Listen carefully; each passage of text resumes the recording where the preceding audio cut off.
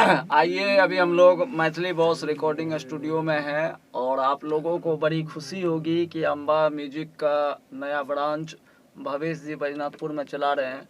और आज सहरसा के बहुत ही जाने माने और सुपरस्टार कलाकार, मैं तो कहूँगा भी पार्क का डुप्लीकेट मेरे पास हैं, वेद जी।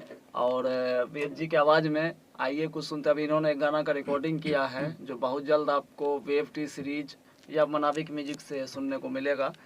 तो मैं वेद जी से रिक्वेस्ट करूंगा कि वेद जी आप तेरी मिट्टी सुना दीजिए ताकि सभी लोगों को लगे कि आप उसके ओरिजिनल में डुप्लीकेट।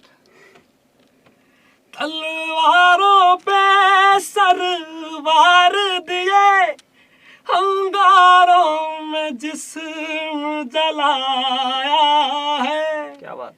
तब जाके कहीं हमने सर पे ये केसरी रंग सजाया है।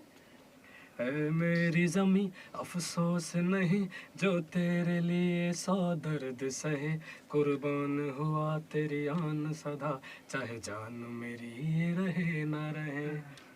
ओ मेरी जमी अफसोस नहीं जो तेरे लिए 100 दर्द सहे, कुर्बान हुआ तेरी आन सदा, चाहे जान मेरी रहे न रहे।